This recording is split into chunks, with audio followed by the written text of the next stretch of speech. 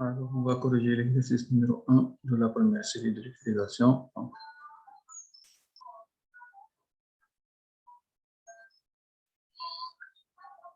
Donc, un corps porte une charge, non, on a un corps qui porte une charge Q égale 4, 10 à la puissance moins 8 coulombs. Donc, on rappelle que la charge électrique élémentaire, c'est 1,6 10 moins 19 coulombs. Et la charge d'un électron égale moins E, c'est-à-dire moins 1,6 10 moins 19 coulombs. Donc, qu'est-ce qu'on vous demande? Donc, quel est le nombre d'électrons qu'il faut apporter à ce corps pour qu'il soit électriquement neutre? C'est-à-dire, j'ai un certain nombre d'électrons, N électrons. C'est ce qu'on cherche. Alors, ce corps, je vais l'appeler le corps A. Donc, A sera électriquement neutre. Donc, signifie que sa charge totale, donc QA, égale à 0 coulomb.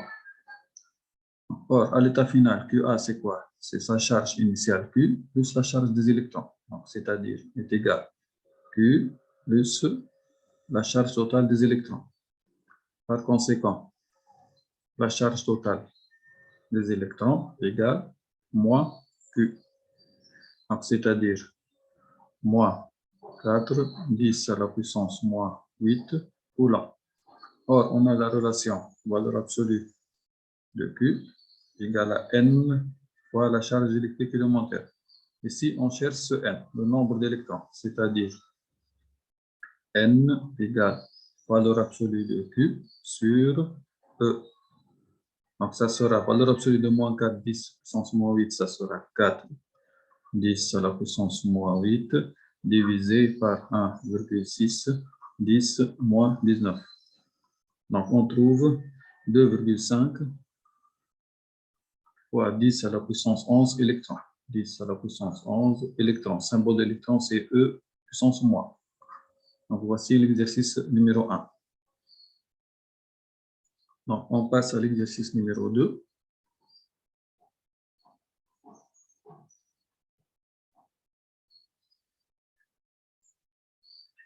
Donc, deux boules identiques portent respectivement les charges Q égale 1,4 10 moins 8 coulombs et Q' égale moins 10 à la puissance 8 coulombs.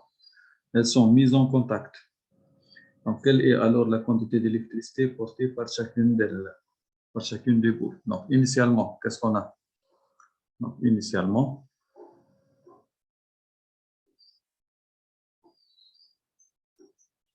on a deux boules identiques. La boule numéro 1, la boule notée A et la boule B. Celle-là, elle porte une charge Q qui est positive, donc qui est positive. Et celle-là, elle porte une charge Q' qui est négative. Donc, tout d'abord, qu'est-ce qu'on détermine? On va déterminer le nombre de charges positives pour A. Donc, on doit déterminer nombre de charges positives portées par A.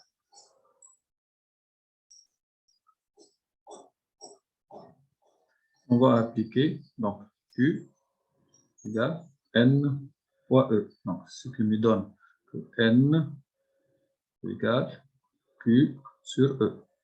Donc, c'est-à-dire, le Q, c'est combien? 1,4 10 moins 8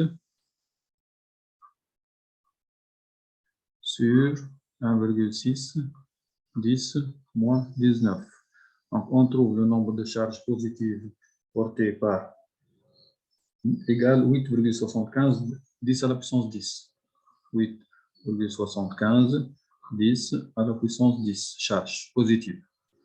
Maintenant, on va déterminer le nombre de charges portées par B. Donc, ça sera des charges négatives. Donc, nombre de charges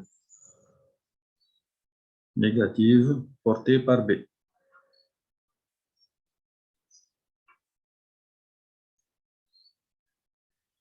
Donc, on a Q', égale, donc la formule, donc valeur absolue, puisque c'est négatif, égale à n' fois E. C'est-à-dire que n', ça sera valeur absolue de Q' sur E. Donc ça sera 10 moins 8 sur 1,6, 10 moins 19. Donc on trouve le nombre de charges négatives portées par B, 6,25, 10 à la puissance 10. 6,25, 10 à la puissance 10.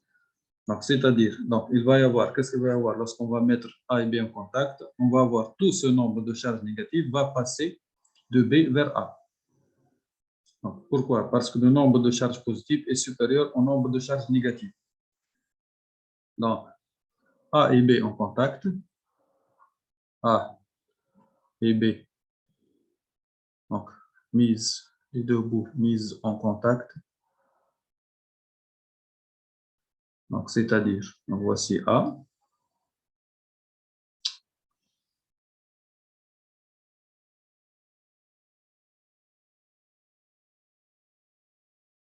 Donc, voici A qui est en contact avec B. On va voir, donc, les charges négatives vont passer de B vers A.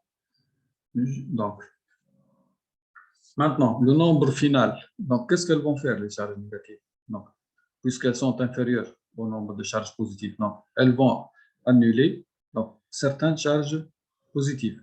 Donc, on va prendre quelques charges positives. Finalement, pour le corps A,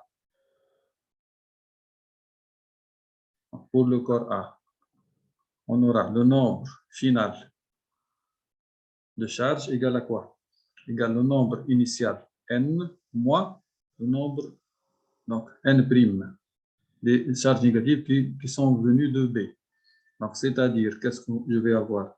On aura 2 égale 2,5, 10 à la puissance 10. Donc, égale 2,5, 10 à la puissance 10, charge positive.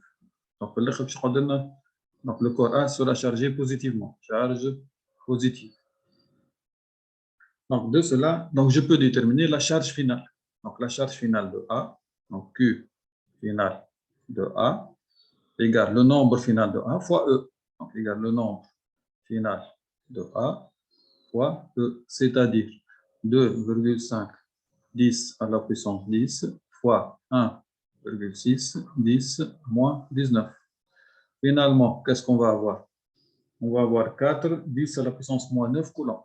Donc, 4, 10 à la puissance moins 9 coulombs. Pour le corps B, c'est très facile. Donc, toutes les charges négatives ont migré de B. C'est-à-dire B sera électriquement neutre. La charge finale de B donc, sera égale à 0. Donc, pour le corps B,